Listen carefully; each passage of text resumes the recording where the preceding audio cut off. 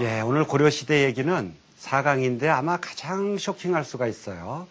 우리 고려시대를 총괄하는 주제가 또 하나의 전통 고려시대다. 고려사회를 잘 모르지만 알고 보면 엄청난 전통이 있다 그랬습니다. 전번시에 얘기한 황제국의 전통. 이것도 우리가 내세워야 될 전통이고요. 오늘 얘기할 거는 남녀평등의 고려사회입니다. 고려시대는 물론 남녀평등이라는 것도 한계가 있지만 굳이 비교하자면 굉장히 남녀평등이 되었던 그런 시대다. 여러분 그걸 이해하기 위해서 한번 우리나라 이 가족의 전통이 뭘까? 일반적인 남녀관계의 전통이 뭘까 한번 생각해 보세요. 남녀가 잘 못 만났다. 만나기 어려웠다. 결혼식 할 때도 겨우 한번 쳐다보고 결혼했다. 뭐 출가 외인이다. 결혼하면은 뭐 저쪽 사람이다. 뭐 시집살이가 맵다. 뭐 수절, 남편이 죽으면은 결혼 못하고 수절한다. 뭐 이런 것들이 아마 우리의 전통이라고 생각하고 뭐 시바지 뭐 이런 영화도 있습니다만은 여러분 이런 거 생각할지 모르겠는데 고려시대는 그렇지 않았어요. 고려시대는 남녀 평등의 사회였고 우리가 지금 알아도 놀라울 정도의 사회를 갖다가 운영했습니다. 한번 그걸 갖다 하나씩 한번 시작해 보기로 하죠.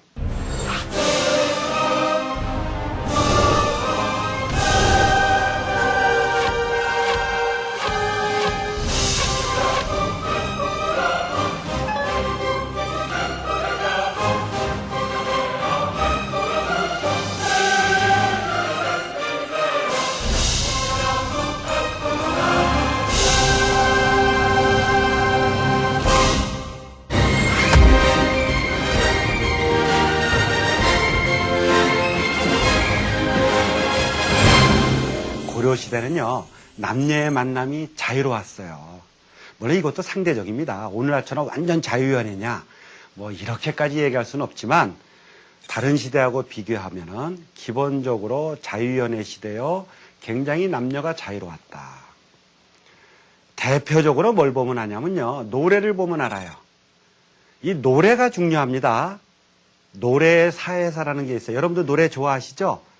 여러분들 대충 어떤 사람이 어떤 노래 하는 거 보면 느낌이 있잖아요. 해가지고. 뭐 즐거운 노래도 하고 슬픈 노래도 하지만 뭐 18번도 있고.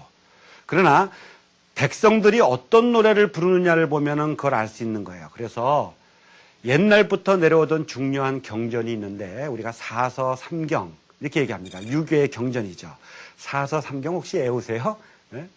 논어, 맹자, 대학, 중용 뭐 이렇게 얘기하고 삼경은 시경, 서경, 주역 이렇게 얘기합니다. 뭐 외우지 않아도 좋지만 제가 얘기해 본 건데 거기에 재밌는 것은 시경이라는 거예요. 공자님은 뭐라고 그랬냐면 이 많은 책 중에서 제일 중요한 것은 시경이다. 모든 사람들이 다 시경이 제일 중요하다고 그랬는데 시경이라는 것이 사실 알고 보면 별거 아니에요. 그 당시 유행하던 대중가요 모음집입니다. 그러니까 그 시대에 유행하는 대중가요, 오늘날처럼 인터넷이 있었던 것도 아니고 뭐 기차니 뭐 자가용이 있던 시대도 아니기 때문에 왕이나 황제가 딱 있으면요 정치가 잘 되는지 안 되는지를 제대로 알기 어려워요. 그래서 신하를 보내가지고 신하들이 가가지고요 금주의 인기가요를 채록해 오는 거예요. 뭐가 노래가 유행하나 그걸 모은 것이 시경이란 책입니다. 그게 왜 중요하냐? 금주의 인기가요를 보면은 그 시대에 정치가 잘 됐는지 안 됐는지를 알 수 있다. 그래서 노래가 중요한 겁니다. 그러면 고려시대는 어떤 노래가 유행했느냐? 고려시대는요, 기본적으로 노래들이 사랑의 노래, 남녀 연인의 노래가 주종을 이뤘다. 그것을 고려가 망하고 조선시대의 유학자들이 고려시대 노래를 채록했어요. 그걸 다 해서 정리를 했거든요. 정리하면서 조선시대 유학자들이 보니까 유학자들은요, 좀 이따 얘기하겠지만 성리학의 이념에 있기 때문에 남녀를 구분하는 거예요. 남녀 유별. 남자하고 여자는 다르다. 구분해야 된다. 그래서 함부로 어울리면 안 된다. 이렇게 생각하고 있었는데 고려시대를 노래를 보니까 이게 남녀의 만남, 연애, 사랑 나누는 것이 대부분이거든요. 그래서 조선시대 사람들이 고려시대 노래를 한마디로 뭐라 그랬냐면 남녀 상열지사다. 자, 남녀가 서로, 기뻐할 열자입니다. 서로 기뻐해서 부르는 노래다. 연애가 사랑가죠. 우리가 잘 아는 거를 보시면, 가시리 같은 거 있잖아요. 가시리 있고, 날 버리고 가시리 있고. 그 노래도 있어요. 혹시 아시는지 모르겠네요. 가시리 있고, 이렇게 나가는 노래. 많은 사랑 노래가 있어서 이별의 애달픔을 얘기하고요. 가장 강도가 좀 높은 걸 소개하면 요 정도까지는 문제가 안 될 것 같아서 만전춘 별사라고 하는 고려시대 노래가 있어요. 이 만전춘 별사라고 하는 거는 가사가 이렇게 돼요. 여러분 아주 추운 날 생각해 보세요. 우리나라 올해 굉장히 추웠습니다. 엄청나게 추운 날인데 얼음이 얼었어요. 얼음. 그래서 무대 배경이 얼음이에요. 이렇게 노래합니다. 어느 여자가. 이 얼음 위에다가 얼마나 춥겠어요. 이 얼음 위에다가 대나무 자리를 이제 깔아요. 얼음 위에다가 대나무 자리를 깔고서 사랑하는 님과 함께 잠을 자는 겁니다. 그러면 얼어 죽겠죠? 근데 이 여자는 이렇게 얘기해요. 얼음 위에다가 대나무 자리를 깔고서 얼어 죽을 망정. 내일이 오늘 밤에 이렇게 자는가? 내일 아침, 내일 해가 말이죠. 내일 더디 오셔라. 더디 와라. 이게 사랑하는 사람하고 더 오래 있고 싶다.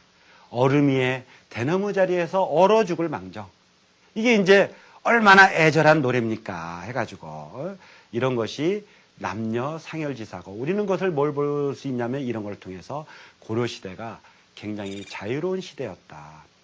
고려시대에는요, 기본적으로 이 축제가 많았는데, 그래서 팔간에, 연등에 이런 축제가 있었어요.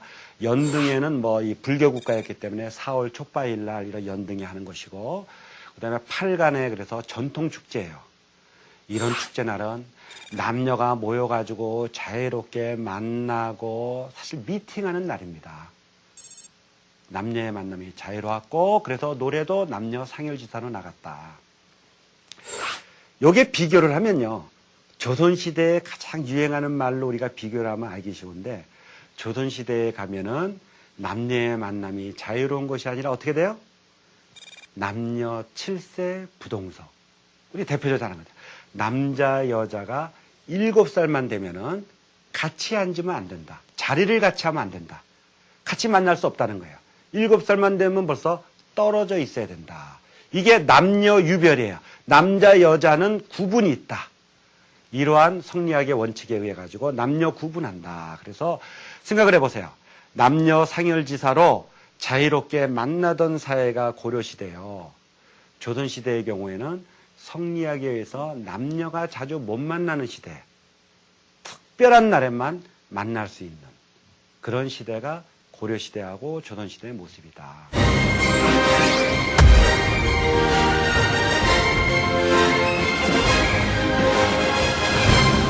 남녀가 자유롭게 만나기만 한다고 남녀 평등은 아니잖아요.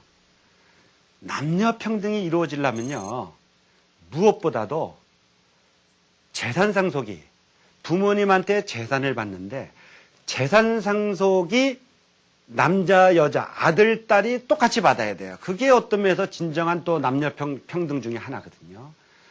놀랍게도 고려시대는 아들, 딸 구분 없이 똑같이 재산을 받았어요. 재산을 나누어 준 기록을 갖다가 분재기라고 그러는데, 재산을 나누어 준 기록이다 그러는데, 물론 대부분의 분재기는 조선시대 께 남아 있습니다만은 고려시대의 여러 일화들을 보면은 재산을 갖다가 똑같이 나눴다는, 아주 법적으로도 그랬을 뿐만 아니라 여러 일화가 있어요. 예를 들면은 이런 겁니다. 우리가 이제 살다 보면은 아이를 낳다 보면 이제 남자 아들을 먼저 낳았는데, 아들이 이제 낳고 한참 떨어져 가지고 늦둥이를 낳았어요. 늦둥이를 딸을 낳았어요. 그런데 이 오빠가 있을 때에 늦둥이를 이제 오빠가 있고 늦둥이가 있는데 부모님이 그 딸이 어렸을 때 돌아가셨어요. 부모님이. 그래서 원래는 균분상속을 해야 되는데 이 아들이, 예? 오빠가, 나이 차가 많은 오빠가 자기가 다 가셨어요. 나이가 어린 여동생은 모르잖아요. 그러다가 나이가 들어가지고 이제 자기가 알게 되니까 이게 균분상속인데 오빠가 다 가신 거야. 그래서 재판을 갖다 겁니다. 재판을 거니까 재판이 벌어지는데 고려시대 판결이 어떻게 나오냐면은 균분상속해라.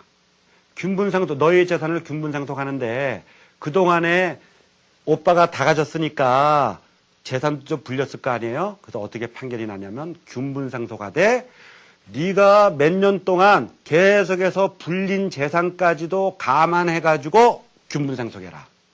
이렇게 판결이 나옵니다. 굉장히 정확한 거죠. 이게 재산을 서로 아들, 딸 뭐 이렇게 해서 뭐 아들도 있고 딸도 있고 막 나눈다고 쳐요. 노비도 나눠요. 재산도 나누고 논밭도 나누고 노비도 나누는데 만약에 형제가 셋이 있는데 아들 하나, 딸 둘이에요. 근데 노비를 나누다 보니까 3배수로 딱 안 떨어질 수 있잖아요. 4명이 있어, 노비가. 그러면 노비 하나씩 갖고 한 명의 노비가 남잖아요. 어떻게 합니까? 그래도 오빠 있으니까 오빠가 가져라. 이게 아니고요. 고려시대는 어떻게 했냐면 그 노비를 팔아서 나눠 가져요. 이만큼 정확하게 균분상속을 했다. 법적으로도 그렇게 됐고 실질적으로 운영이 될 때도 그랬고 아까 제가 얘기했습니다만 고려시대에 많은 이 재산과 관련된 소송이 일어나는데 정확하게 그걸 찾아줄 뿐만 아니라 하나하나까지 나눠가지고 노비까지도 나눠서 나눠 가졌다. 이게 이제 균분상속의 사례입니다. 그런데요, 균분상속에서 재산을 상속받는 게 권리라면 의무도 있어야 될 거 아닙니까? 의무가 뭐냐면은 부모님을 제사 지내는 거예요. 한번 생각을 해보세요. 부모님을 제사 지내는데 누가 제사 지내요? 고려시대에는 재밌는 것은 고려시대는 재산도 아들, 딸 똑같이 받았기 때문에 제사를 지내는 의무죠, 일종의. 제사를 지내는 의무도 아들, 딸 똑같이 책임졌다. 우리가 얼마 전까지 이제 조선시대상을 보면은 통상 제사를 지낼 때 한번 모습을 보세요. 전부 다 기본적으로 아들들만 남자들만 모여가지고 제사를 지내지 않습니까? 뭐 요즘도 그런 경향이 많고 아직도 이어지고 있습니다만은 고려시대는 그렇게 하지 않았어요. 왜? 재산을 아들, 딸 똑같이 받았으니까 의무인 부모님을 제사 지내는 것도 똑같이 제사를 지냈다. 그래서 어떻게 했냐면요. 이제 돌아가면서 했어요. 그러니까 이번 달, 올해는 첫째 아들, 내년에는 둘째 아들, 그 다음에는 큰딸, 그 다음엔 둘째 딸. 해가지고 이게 돌아가면서 그래서 그걸 한자로 윤행이다. 윤은 돌아갈 윤자입니다. 돌아가면서 행했다. 권리가 있으면 의무도 있어야 되기 때문에 재산을 갖다가 균분으로 받았으면 똑같이 의무인 제사를 지내는 의무도 돌아가면서 제사를 지냈다. 이게 의무조항에서도 남녀 평등이라는 걸 알 수 있고요. 여러분은 별거 아니라고 생각할지 몰라도 이게 자기를 기록해. 예를 들면 우리 족보라는 게 있잖아요. 족보. 족보책에 보시면요. 고려시대 족보는 어떻게 되어 있냐면 아들, 딸 다 기록했어요. 아들, 딸을 똑같이 봤기 때문에 족보책에서는 아들, 딸을 똑같이 기록했다. 아들, 딸만 똑같이 기록한 게 아니라 딸이 있으면 딸이 어떤 남자랑 결혼했잖아요. 그 딸의 또 자식. 딸밖에 없어. 관계없어요. 딸의 딸, 딸의 딸, 딸의 딸. 이걸 다 기록했다 이겁니다. 그 관념은 뭐예요? 딸도 정확한 우리의 자식이다. 이렇게 생각을 했기 때문에 남자로만 가계 기록을 이 족보책을 갖다 한 게 아니고 모든 족보의 기록을 딸도 했고 딸 한 것뿐만 아니라 딸의 딸, 딸의 딸, 딸의 딸 이걸 전부 다 기록했다 해가지고요. 그 고려시대 때 여러 기록 중에 이제 묘지명 같은 거라든가 이런 거 보면 이제 개인의 예를 들면 뭐 이재헌의 묘지명이다. 뭐 유명한 사람의 묘지명이 많이 있는데 수백 개의 묘지명이 좀 남아 있는데요. 묘지명에 보면은 그 사람에 대해서 이제 무덤에 넣어줘요. 그래서 그 사람의 일생을 적는 거거든요. 그걸 보면은 이렇게 돼 있어요. 심지어는 그 사람은 일녀 이남이 있었다. 그게 무슨 얘기예요? 일녀 이남이 있었다. 고려시대의 경우에는 기록을 할 때 여자의 딸이 먼저 태어나면 딸부터 적는다 이거예요. 기재 방식도. 딸 아들 구별 없이 딸이 먼저 낳았으면 딸부터 기록하고, 그 다음에 아들 낳았으면 아들 기록하고. 그래서 딸이 먼저 낳기 때문에 일녀 이남이 있었다, 이녀 일남이 있었다, 이렇게 표현을 한다 이겁니다. 그것이 바로 남녀 차별이 없었던 또 기록의 또 다른 모습을 갖다가 보여주는 것이다.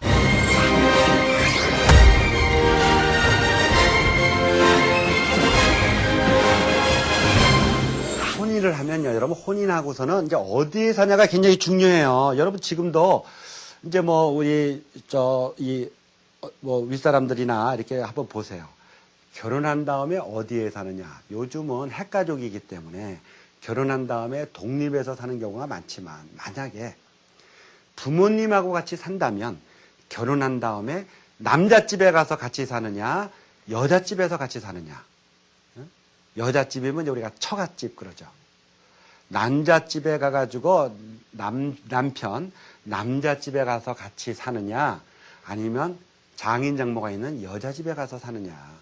독립하는 경우도 있지만 오늘날 보면 대부분 그래도 아직도 남자집에 가서 사는데, 고려시대는요 대부분이 결혼을 하면은 여자집에 가서 살았어요. 고려시대는 처가살이가 기본이었습니다. 결혼을 하면은 우선은 여자집에 가요. 왜 그러냐면 이유가 있어요. 이것은 옛날로부터의 우리의 전통이에요. 여러분, 고구려 시대에 이 서옥제라고 그래가지고, 이 서옥제라는 게 있는데, 그게 뭐냐면은 서옥이라는 게 사이서자예요. 사이서. 집옥자. 사이집이라는 겁니다. 그게 뭐냐면, 고구려 시대, 우리나라의 원래 전통이 어떻게 되냐면 고려 시대에 잘 보여주고 있지만, 결혼을 하게 되면은 결혼할 때 남자가 여자 집에 와요. 남자가 여자 집에 와서 결혼해달라고 그러면은 들어오라고 그래가지고 방을 마련해가지고, 그게 서옥이에요. 그래서 사이방, 사이가 거기 살고 또 자기 딸도 이렇게 들어가가지고, 다시 말해서 처갓집에 거주한다 이거예요. 아이를 낳아서 장성할 때까지 처갓집에 거주해요. 그런 다음에 아이가 장성하면 이제 남자 집으로 오는 거죠. 처음에는 여자 집에 살았고, 이 전통이 강하게 우리나라에 내려온 거예요. 여러분, 아직은 남학생이라도 그런 나이가 아니지만 장가 가고 싶잖아요. 장가 가고 싶어. 이 장가 간다는 말이 한자가 장자가 장이러는 할 때 장자입니다. 장이러는의 집가자. 그러니까 남자가 결혼하고 싶다, 장가 간다, 이 말이 뭐냐면 처갓집 간다, 여자집 간다, 이런 말입니다. 그러니까 우리나라의 본래의 전통은 결혼하면 남자가 여자 집에 먼저 있다가 그 다음에 일정한 시간이 지나면 남자 집으로 온 것이다. 왜 그랬냐면요, 원래는 결혼하자마자 여자라고 해서 무조건 남자 집에 오면 그만큼 여자를 배출한 집안으로 볼 때는 손해 아니에요, 손해. 아이, 뭐라고 그냥 여자 딸이라고 다 보내버려. 너도 왔다가 일도 좀 해주고 일정 시간 되면 그 다음에 가라. 어떻게 보면 그게 합리적입니다. 그래서 우리나라는 서옥제의 전통서부터 원칙적으로는 처가살이를 먼저 하고 남자 집에 가는 전통이 있었기 때문에 고려시대에도 그때까지도 계속 이어져 가지고, 기본적으로 결혼을 하면은 어디에 살았냐면 여자 집에 살았어요. 그래서 고려시대 유명한 인물들을 보면은 태어났을 때 어디서 태어났냐 보면은 처갓집에서 태어났어요. 자라는 것도 처갓집이고요. 그리고 일정 시간 여자 집, 처갓집에 살다가 남자 집안으로 오는 겁니다. 그것이 처가살이의 전통이고, 처가살이 한 다음에 일정한 시간이 돼야 남자 집에 오면 이제 시집살이죠. 시집. 여자로 볼 때는 시댁. 처가살이를 먼저 하고 그 다음에 시집살이를 했다. 그래서 바로 이러한 처가살이의 전통도 중요한 남녀 평등의 전통이라고 할 수가 있습니다. 마지막으로 하나를 더 얘기하면요. 만일에 결혼 생활을 했는데 뭐가 잘못됐어요. 아니, 남편이 죽을 수도 있고, 아내가 병으로 죽을 수도 있고, 무슨 뭐 일로서 사고로 죽을 수도 있잖아요. 이런 말은 죄송하지만 부인이 죽을 때는 큰 문제가 안 됩니다. 혼자 된 남자, 호라비는 재혼을 해도 돼요. 문제는 남편이 먼저 죽었을 때 문제예요. 남편이 죽었을 때 부인이, 혼자 된 부인이 재혼을, 다시 혼인하는 것을 마음대로 할 수 있느냐 없느냐의 문제입니다. 이게 재혼의 문제인데, 고려시대는요, 여자가 재혼하는 게 전혀 문제가 안 됐어요. 재혼하는 게 큰 흠이 아니다 이거예요.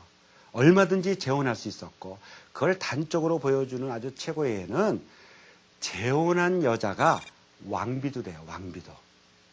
만일에 조선시대 같으면 어림도 없죠. 우리가 잘 알지, 조선시대에는 여자가 혼자 되면은 수절해라.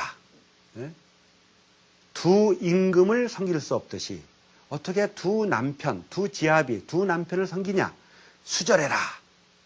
이러한 전통으로 이어졌지만 고려시대는 그게 아니고 재혼이 문제 안 되는 시대였다. 제가요, 한 6가지 정도로 고려시대의 남녀 평등의 모습을 한번 얘기해 봤어요. 여러분 한번 생각을 해보세요. 남녀의 만남이 상대적으로 자유로웠다. 남녀 상열지사다. 재산이 아들, 딸 구별 없이 균분상속이다. 재산은 물론 의무지만 아들, 딸 구분 없이 돌아가면서 지냈다. 족보를 기재할 때는 아들, 딸 구분 없이 다 기록했을 뿐만 아니라 딸의 딸, 딸의 딸, 딸의 딸, 딸의 다 기록했다. 해가지고. 심지어는 먼저 나면 출생순으로 적었다. 딸이 먼저 나면 딸부터 적었다. 그 다음에 기본적으로 처가살이를 먼저 했다. 여자 집안에서 가서 살았고, 그 다음에 남자 집으로 갔다. 6번째는 남자가 문제돼서 여자가 혼자 됐을 때도 재혼에 대해서 문제되지 않았다. 이 6가지의 사례를 보면은 제가 한번 질문을 한번 해볼게요. 이러한 고려시대에서는 남아선호 사상이 있었을까요?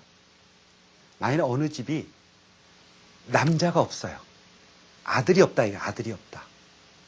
그러면 그 집안은 곤란했을까요? 전혀 그렇지 않죠. 왜냐면은 아들이 없어도 딸한테 상속해주면 되고, 아들이 없어도 혼인을 하면 처가살이를 하니까 자기가 같이 살면 되고, 아들이 없어도 딸이 제사를 지내주니까 관계가 없고, 아들이 없어도 딸의 딸 다 족보 기재해서 같은 해 가서 한 그걸 갖다 기록을 다 해주니까 대가 끊긴다는 생각을 하지 않는 거죠.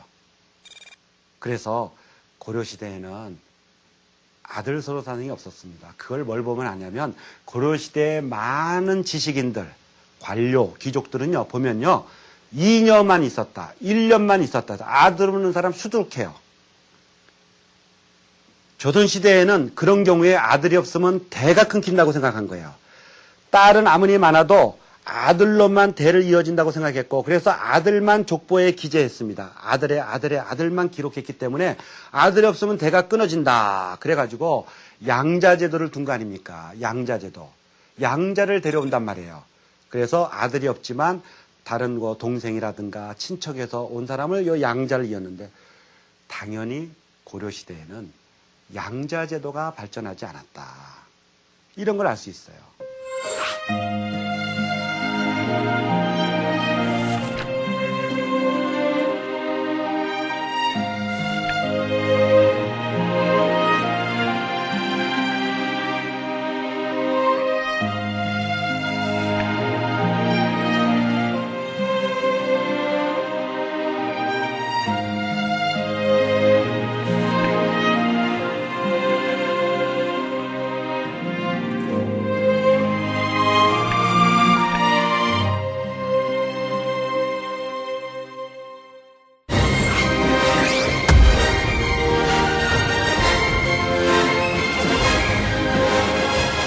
고려시대가 이렇게 남녀 평등의 사회로 이어져 왔는데 여기서만 끝나면 이 주제에서는 조금 아쉬울 수가 있기 때문에 우리가 조선시대에는 어떻게 이어져 갔는지 그 모습을 한번 생각을 한번 해보면은 조선시대에는 남녀 만남에서 아까 말했던 남녀 칠세 부동석. 그래서 많은 일화가 뭐 소설에 보거나 뭐 일화에 보면 어떻게 돼요?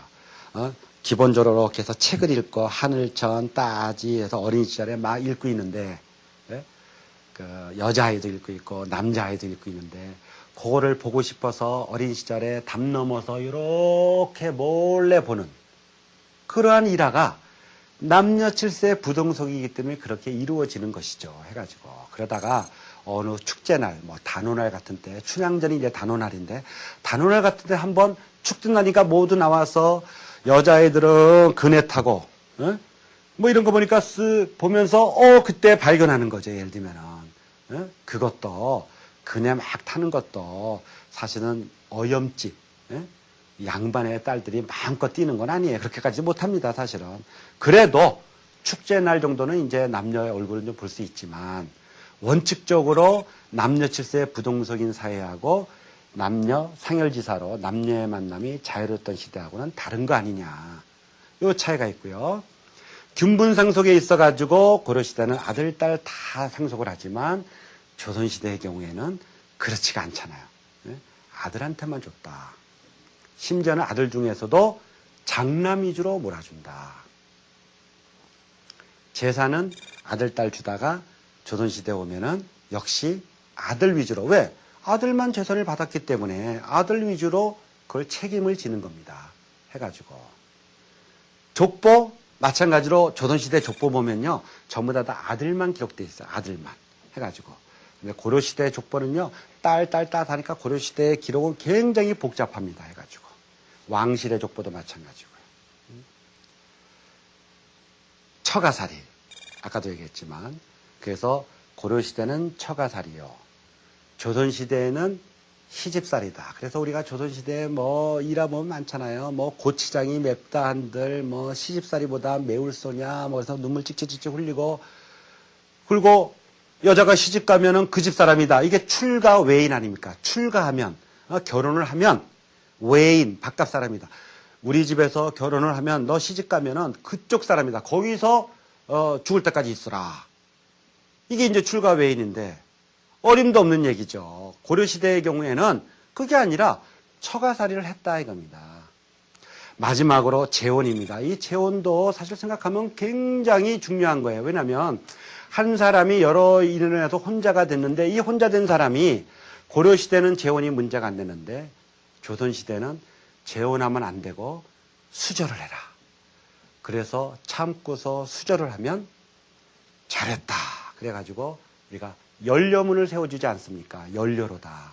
물론 연료문을 받는 것은 굉장히 훌륭한 것이지만 사실은 알고 보면 비인간적인 것이죠.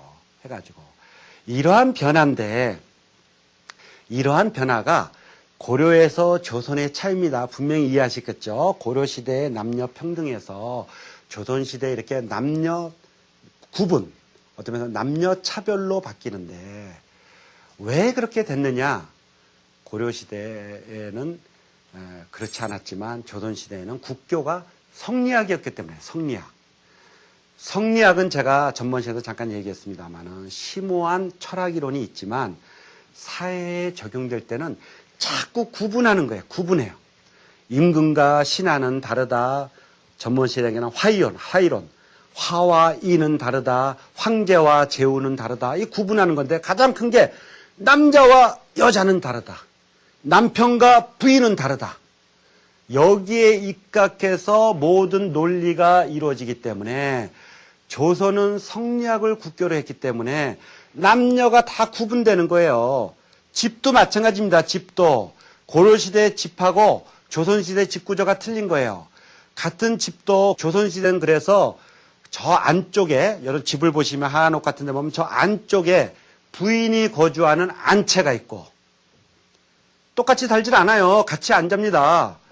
안채가 있고 남자가 거주하는 저 바깥에 사랑채가 있고 그래서 사랑채와 안채를 구분하는 거죠. 이것도 다 남녀 구분이에요. 그래서 특별한 일이 있을 때 남녀가 같이 자는 날 그걸 정해가지고 그때만 살짝 오는 것이지 엄밀하게 보면 남편의 공간, 부인의 공간까지도 구분하는 집의 구조도 성리학에 의해 가지고 이렇게 구분이 되는 구조로 나가는 것이다. 이것이 고려와 조선의 사회 차이고 남녀평등의 고려사회와 다분히 남녀를 구분하는 조선시대의 차이인데 이것이 고려에서 조선으로 우리가 1392년, 제가 연도는 잘 얘기 안 합니다만은 1392년에 조선이 생겼는데 한번 생각을 해보세요. 조선이 생기자마자 1392년에 조선이 착 생기자마자 자 이제부터는 성리학에 입각해서 남녀 구분해. 그런다고 해서 무조건 탁 이루어졌을까요? 이 사회 문제는 그렇게 주장을 해도 칼같이 바로 안 가요. 이런 관습, 습관 이런 거는 잘 안 바뀝니다. 그래가지고 이게요. 조선의 지배층은 이걸 바꾸려고 했지만 고려식의 방식을 고려시대의 남녀평등을 바꿔보려고 했지만 잘 안 바뀌어요. 그래서 한 200년 동안 서서히 바뀌어요. 서서히. 어느 정도 안 바뀌냐면 이율곡이라고 하는 분이 있는데 이분이 16세기 말의 분인데 우리가 잘 아는 이율곡 선생 있잖아요. 이율곡 선생이 있는데 이율곡 선생의 이 형제자매가 있었어요. 이율곡 선생님이 부모로부터 형제자매의 재산을 나눠받은 기록이 분재기라고 재산 상속 기록입니다. 분재기가 16세기 말 1500년대 후반에 남아있는 자료인데 그 분재기 자료를 보면요. 똑같이 상속을 해요. 형제자매가 상속이 균분상속이에요. 균분상속. 그래서 15세기 말까지 15세기 말이라 1500년대 말이니까 16세기 말까지도 균분상속으로 이루어져서 사회가 잘 안 바뀐다. 고려시대의 모습으로 조선의 성리학이 들어와 가지고 남녀를 구분하려고 했지만 조선시대의 모습으로 서서히 바뀌다가 그게 언제 바뀌냐면 우리가 임진왜란 병자호란이라고 그래가지고 조선시대를 크게 가운데쯤에 딱 마침 두 개의 큰 란이 있었어요. 그래서 임진란에 왜구가 쳐들어왔고 그 다음에 병자호란이 있어가지고 이것이 너무나 조선시대의 큰 난이기 때문에 이걸 기점으로 해서 시대가 바뀝니다. 항상 전쟁이 나거나 위기 상황에서는 그만큼 사회가 변동을 하잖아요. 변동을 하기 때문에 이런 시대에는 사회의 모습이 급격하게 변하는데 이 성리학을 저 밑에 우리가 저 향촌사회 저 지방에까지 강력하게 밀고 나가는 겁니다. 그래서 지금까지는 어느 정도 간섭으로 놔뒀지만 이제 안 되고 아까 말한 식으로 남녀 같이 자유롭지 못해 못 만나게 하지 상속도 이제는 균분상속 안 되고 막 그거 밀고 나가니까 전부 다 남자 위주로 상속하게 되고 그래서 제사도 남자들만 지내게 되고 족보에서도 이제 점점 빠져요. 그게 임진왜란 병자호란이 끝나고 대략 그게 세기로 따지면 17세기 중반이 됩니다. 비록 간섭이라는 것이 오래 가기 때문에 한 200년 동안의 과도기로 서서히 변했지만 임진왜란 병자호란을 거친 다음에 조선의 17세기 한 중반쯤에 가면은 사회가 완전 바뀌어가지고 그때부터 계속해서 이제 남자 위주의 사회가 됐어요. 그러면 여러분 한번 생각해 보세요. 오늘날 우리가 생각할 때는 우리의 전통이 무엇일까? 바로 전에 것만 보거든요. 전에 것만 보니까 우리의 전통은 다 남녀 차별이었고 남녀가 자유롭지 못하고 남자만 재산을 받았나 보다. 남자만 기록을 했나 보다. 재혼은 안 됐나 보다. 시집살이는 맨날 시집살이만 했나 보다. 이렇게 생각할지 모르겠는데 사실은 그거는 300년 정도밖에 안 된 전통이고 17세기 중반 이전은 남녀 평등의 사회였다. 오늘날요. 법은 바뀌어가지고 남녀 평등의 법으로 바뀌었습니다. 이제 재산도 남녀 균분인데 오늘날 집을 얻기도 힘들고 아이 양육 문제가 어려우니까 요새 논란이 많은 게 뭐냐면 이왕이면은 부모님하고 살아서 아이를 좀 봐주면 어떨까? 또 좀 어렵기도 하니까. 그래서 남자 집에 들어갈 것인가? 여자 집에 들어갈 것인가? 이런 문제가 많은데 사실은 처가살이도 부끄러운 게 아니고 17세기 중반 이전에 오랜 전통이 처가살이의 전통이었다. 그래서 어느 하나가 옳다는 게 아니라 시대의 변화에 맞춰서 그게 편하고 합리적이면 얼마든지 할 수 있는 것이다. 우리가 이러한 교훈을 고려시대의 남녀 평등의 전통을 보면서 오늘날도 한번 생각해 볼 수 있는 것입니다. 과거의 것만이 아니고 그래서 전통은 변해가고 또 과거에 있었던 걸 우리가 생각을 한다면 오늘날 현대의 모습에 현대의 가족제도라든가 현대의 남녀의 모습은 어떻게 갈 수 있을까? 고려시대의 남녀 평등의 전통을 기억을 한다면 우리가 많은 해법도 찾을 수 있고 보다 유연해지지 않을까. 이것이 또 하나의 전통, 남녀 평등의 고려 사이의 이야기였습니다.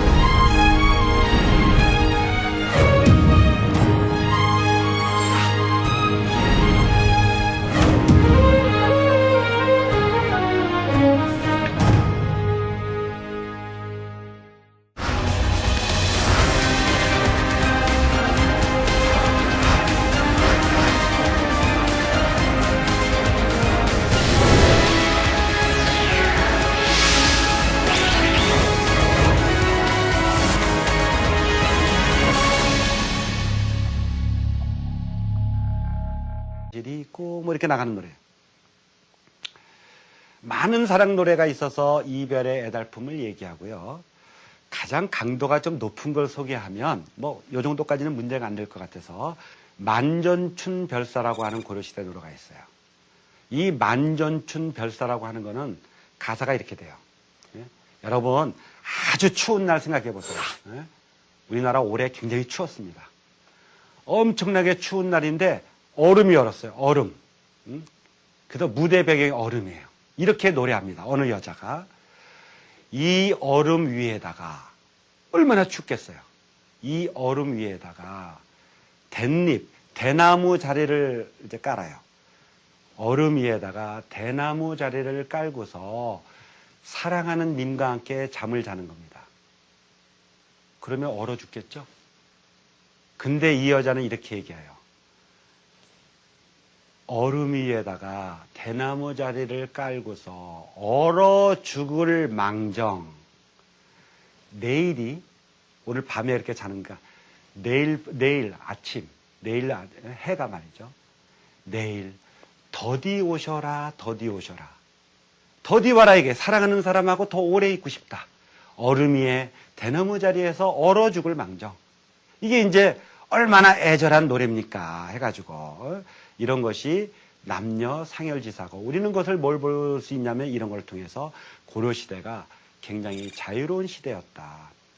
고려시대에는요 기본적으로 이 축제가 많았는데 그래서 팔간에 연등에 뭐 이런 축제가 있었어요. 연등에는 뭐 이 불교 국가였기 때문에 4월 촉바일 날 이런 연등에 하는 것이고 그다음에 팔간에 그래서 전통 축제예요. 이런 축제 날은 남녀가 모여가지고 자유롭게 만나고 사실 미팅하는 날입니다.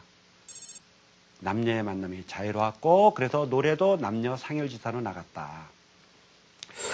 요게 비교를 하면요. 조선시대에 가장 유행하는 말로 우리가 비교를 하면 알기 쉬운데 조선시대에 가면은 남녀의 만남이 자유로운 것이 아니라 어떻게 돼요? 남녀 7세 부동석. 우리 대표적으로 하는 거죠. 남자, 여자가 7살만 되면은 같이 앉으면 안 된다. 자리를 같이 하면 안 된다. 같이 만날 수 없다는 거예요. 7살만 되면 벌써 떨어져 있어야 된다. 이게 남녀 유별이에요. 남자, 여자는 구분이 있다. 이러한 성리학의 원칙에 의해 가지고 남녀 구분한다. 그래서 생각을 해보세요. 남녀 상열지사로 자유롭게 만나던 사회가 고려시대요. 조선시대의 경우에는 성리학에 의해서 남녀가 자주 못 만나는 시대, 특별한 날에만 만날 수 있는 그런 시대가 고려시대하고 조선시대의 모습이다.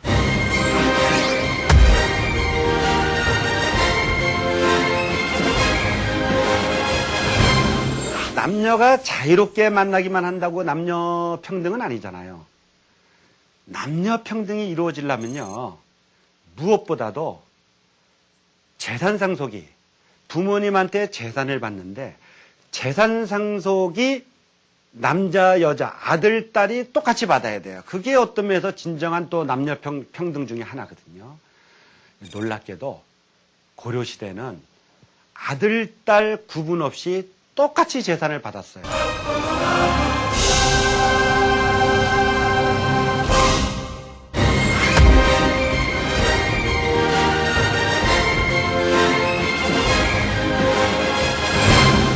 고려시대는요, 남녀의 만남이 자유로웠어요. 물론 이것도 상대적입니다. 오늘날처럼 완전 자유연애냐, 뭐 이렇게까지 얘기할 수는 없지만 다른 시대하고 비교하면은 기본적으로 자유연애 시대요, 굉장히 남녀가 자유로웠다. 대표적으로 뭘 보면 아냐면요, 노래를 보면 알아요. 이 노래가 중요합니다. 노래의 사회사라는 게 있어요. 여러분들 노래 좋아하시죠?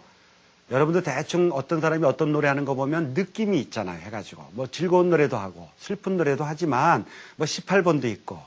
그러나 백성들이 어떤 노래를 부르느냐를 보면은 그걸 알 수 있는 거예요. 그래서 옛날부터 내려오던 중요한 경전이 있는데 우리가 사서 삼경 이렇게 얘기합니다. 유교의 경전이죠. 사서 삼경 혹시 외우세요? 네? 논어, 맹자, 대학, 중용 뭐 이렇게 얘기하고, 삼경은 시경, 서경, 주역 이렇게 얘기합니다. 뭐 외우지 않아도 좋지만 제가 얘기해 본 건데, 거기에 재밌는 것은 시경이라는 거예요. 공자님은 뭐라고 그랬냐면, 이 많은 책 중에서 제일 중요한 것은 시경이다. 모든 사람들이 다 시경이 제일 중요하다고 그랬는데, 시경이라는 것이 사실 알고 보면 별거 아니에요. 그 당시 유행하던 대중가요 모음집입니다. 그러니까 그 시대에 유행하는 대중가요, 오늘날처럼 인터넷이 있었던 것도 아니고 뭐 기차니 뭐 자가용이 있던 시대도 아니기 때문에 왕이나 황제가 딱 있으면요, 정치가 잘 되는지 안 되는지를 제대로 알기 어려워요. 그래서 신하를 보내가지고, 신하들이 가가지고요, 금주의 인기가요를 채록해 오는 거예요. 뭐가 노래가 유행하나. 그걸 모은 것이 시경이란 책입니다. 그게 왜 중요하냐? 금주의 인기가요를 보면은 그 시대에 정치가 잘 됐는지 안 됐는지를 알 수 있다. 그래서 노래가 중요한 겁니다. 그러면 고려시대는 어떤 노래가 유행했느냐? 고려시대는요, 기본적으로 노래들이 사랑의 노래, 남녀 연인의 노래가 주종을 이뤘다. 그것을 고려가 망하고 조선시대의 유학자들이 고려시대 노래를 채록했어요. 그걸 다 해서 정리를 했거든요. 정리하면서 조선시대 유학자들이 보니까, 유학자들은요, 좀 이따 얘기하겠지만 성리학의 이념에 있기 때문에 남녀를 구분하는 거예요. 남녀 유별, 남자하고 여자는 다르다, 구분해야 된다, 그래서 함부로 어울리면 안 된다, 이렇게 생각하고 있었는데, 고려시대를 노래를 보니까 이게 남녀의 만남, 연애, 사랑 나누는 것이 대부분이거든요. 그래서 조선시대 사람들이 고려시대 노래를 한마디로 뭐라 그랬냐면 남녀 상열지사다. 자, 남녀가 서로 기뻐할 열자입니다. 서로 기뻐해서 부르는 노래다. 연애가 사랑가죠. 우리가 잘 아는 거를 보시면 뭐 가시리 같은 거 있잖아요. 가시리 있고 날 버리고 가시리 있고 그 노래도 있어요. 혹시 아시는지 모르겠네요. 가시리.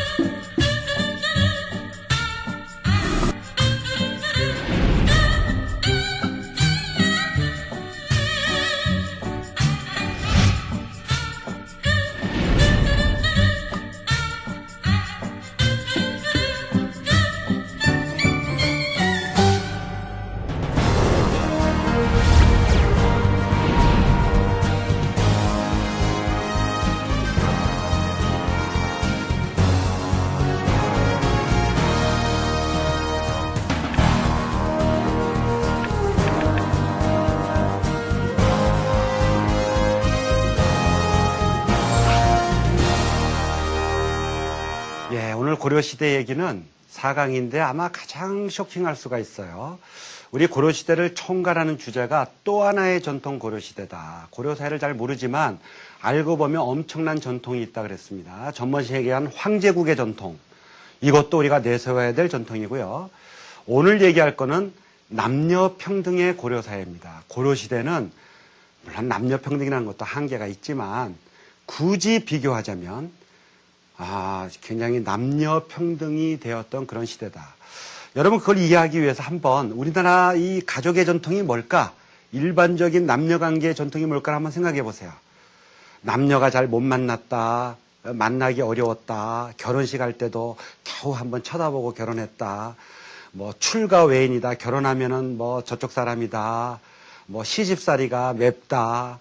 뭐 수절, 남편이 죽으면은 결혼 못하고 수절한다. 뭐 이런 것들이 아마 우리의 전통이라고 생각하고 뭐 시바지 뭐 이런 영화도 있습니다만은 여러분 이런 거 생각할지 모르겠는데 고려시대는 그렇지 않았어요. 고려시대는 남녀 평등의 사회였고 우리가 지금 알아도 놀라울 정도의 사회를 갖다가 운영했습니다. 한번 그걸 갖다가 하나씩 한번 시작해 보기로 하죠.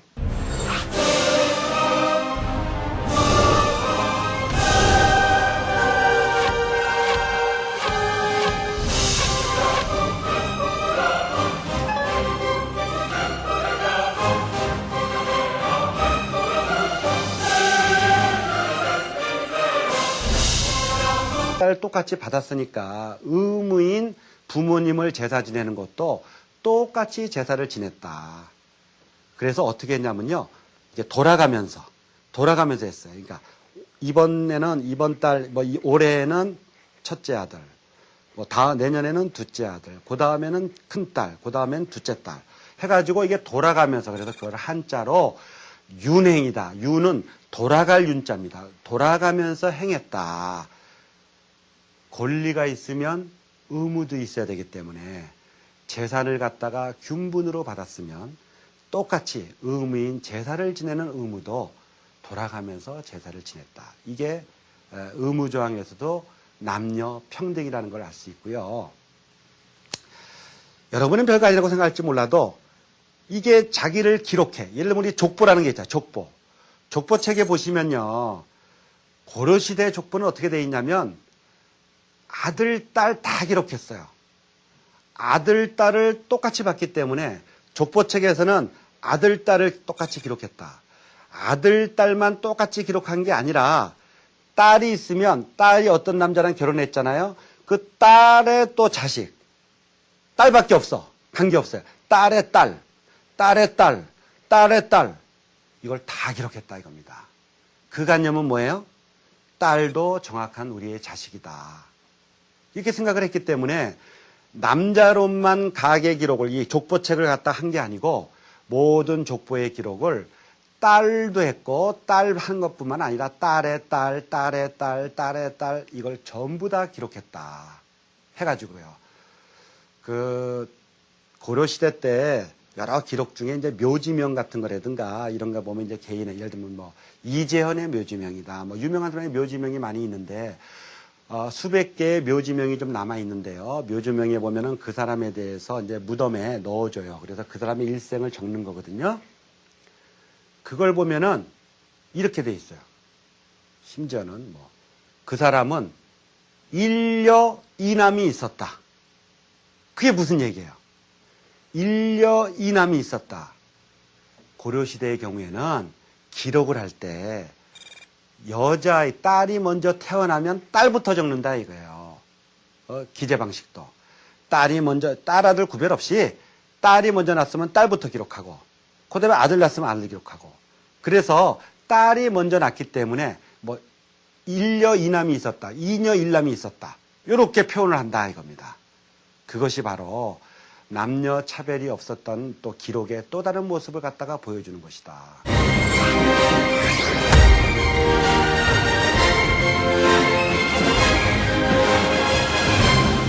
혼인을 하면요, 여러분 혼인하고서는 이제 어디에 사냐가 굉장히 중요해요. 여러분 지금도 이제 뭐 우리 뭐 윗사람들이나 이렇게 한번 보세요. 결혼한 다음에 어디에 사느냐. 요즘은 핵가족이기 때문에 결혼한 다음에 독립해서 사는 경우가 많지만 만약에 부모님하고 같이 산다면 결혼한 다음에 남자집에 가서 같이 사느냐, 여자집에서 같이 사느냐.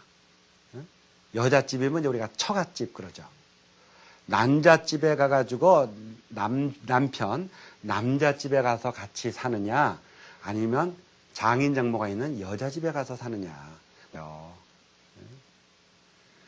재산을 나누어 준 기록을 갖다가 분재기라고 그러는데, 재산을 나누어 준 기록이다 그러는데, 물론 대부분의 분재기는 조선시대 께 남아 있습니다만은 고려시대의 여러 일화들을 보면은 재산을 갖다가 똑같이 나눴던 아주 법적으로도 그랬을 뿐만 아니라 여러 일화가 있어요. 예를 들면은 이런 겁니다.